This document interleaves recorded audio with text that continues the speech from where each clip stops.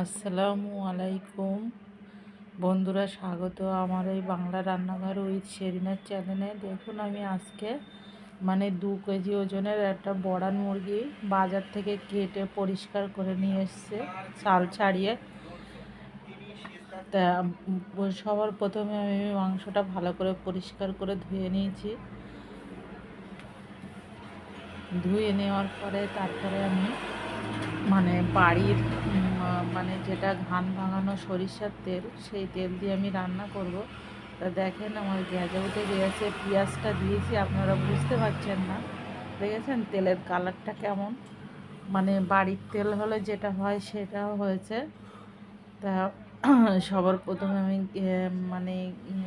তেলের গেঁজাটা মরছেই না, ওই জন্য আমার বোঝাই যাচ্ছে না পেঁয়াজটা লাল হয়ে আসছে কি। দেখেন, প্রথমে আমি পেঁয়াজটা ভালো করে লাল লাল করে ভেজে নেব।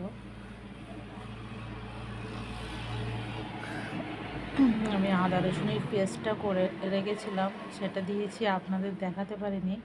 দেখেন, তেল আমি কিন্তু সবসময় খুব পরিমাণ কম তেলে রান্না করি, ওই জন্য অতটা তেলের ঝোল আমার হয় না। অনেকের যেরকম ডুবো ডুবো তেলের ঝোল, সেইভাবে আমি রান্না করিনি, আমি অনেকটাই তেল কম দেই। আর একটু গুঁড়ো ঝাল, ঝালটা একটু কম দেব আজকে, ওই জন্য পরিমাণ খুবই কম দিলাম। এবার একটু নাড়াচাড়া করে, মশলাটা আমার পুড়ে যাচ্ছে, আমি এবার মাংসটা দিয়ে দেব। নিয়ে ভালো করে কষিয়ে কষিয়ে তারপরে মাংসের যে পানিটা, সেই পানিটা আমি ভালো করে মেরে নেব।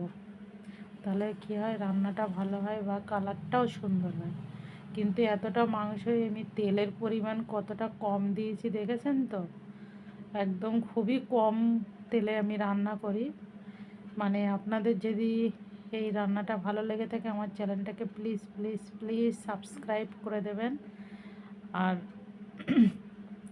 মাংসের ভিতরে যেটা হলুদ নুন কি দিতে হয় সবই তো জানেন, ওই জন্য আর দেখালাম না। দেখেন, তেল একদম অল্প তেলে যেভাবে রান্না করে ডাক্তারি মতে, অল্প তেলে খাওয়াই খুবই ভালো, শরীর ভালো থাকবে।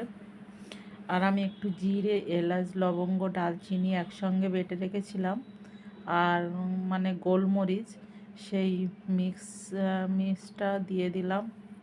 মিক্সারে ব্র্যান্ডে বেটেছি, শিলনোড়ায় বাটতে পারিনি, দেখেছেন। তবুও আমি অল্প তেল দিয়েছি, তাও আমার রান্নাটায় অনেকটাই তেল উঠে গেছে। দেখেছেন কি সুন্দর কালার চলে এসছে। আমি তো কাশ্মীরি লঙ্কা দেইনি, ওই জন্য আমার লাল লাল যে ঝোলটা হয় সেটা হয়নি। কিন্তু আমার রান্নাটা খেতে কিন্তু খুবই ভালো লাগবে। এইভাবে আপনারা রান্না করে কি বলবো, আমার মতন আমি রান্না করেছি, আপনারা চাইলে এইভাবে রান্না করে খেতে পারেন। কিন্তু খেয়ে দেখবেন, সব রকম ট্রাই করা ভালো, এইভাবে রান্না করেও খেয়ে দেখবেন।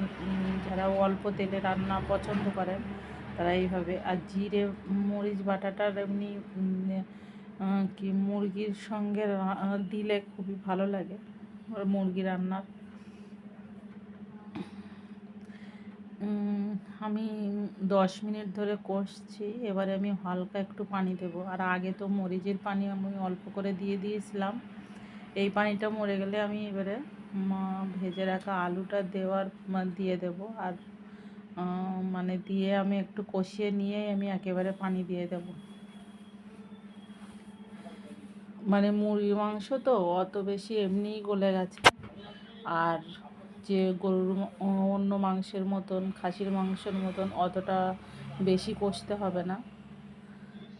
দেখেন, আমার ঝোলটা মরে এসছে, এবারে আমি আলুটা দিয়ে দেবো। আলুটা ভেজে রেখেছিলাম অনেক আগে আলুটা ভেজে তুলে রেখেছিলাম।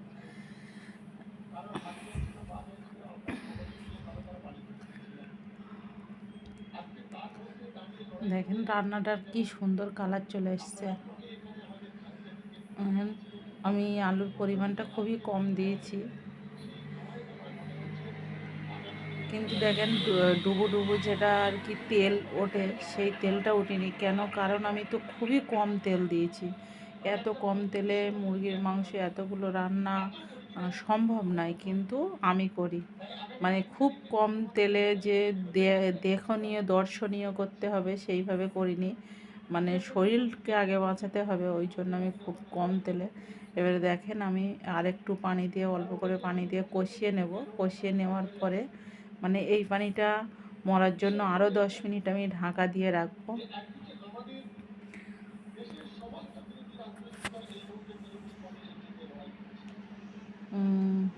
ঢাকা দেওয়ার পরে আমার আলু টালু সমস্ত কিছু গলে ঠিক মানে পারফেক্ট হয়ে যাবে। আমি আরও 10 মিনিট ঢাকা দেওয়ার পরে দেখেন আমার হয়ে এসছে। এবার আমি একেবারে ঝোল দিয়ে নামিয়ে নেব। মানে খুব বেশি ঝোল রাখবো না, মাখা মাখা ঝোল রাখবো, ওই জন্য ঝোলের পরিমাণটা খুবই কম দিয়েছি। দেখেন, দেখেছেন, মানে আমার রান্নাটা হয়ে এসছে। আমি এবারে গোলমরিচের গুঁড়ো ছড়িয়ে নামিয়ে নেব। এলাচের এলাচ দারচিনি লবঙ্গ গুঁড়ো করা আছে, আমি দিয়ে দেবো। আমি একটু কাঁচামরিচ মানে ঝালটা খুব কম দিয়েছি, আমার ছেলে পছন্দ করে না বলে, ওই জন্য আমি একটু কাঁচা লঙ্কা দিলাম আমার জন্য। দেখেছেন কালারটা কত সুন্দর এসছে, আপনারা দেখুন শুধু। মানে যেটা একদম মানে কোনো কালার দেওয়া নেই, কোনো ফাস্টফুডের কোনো কালার দেওয়া নেই, একদম গ্রাম্যভাবে যেভাবে রান্না করে সেইভাবে আমি রান্না করেছি। দেখেন,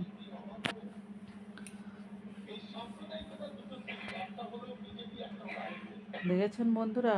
খোদা হাফেজ, ভালো থাকবেন।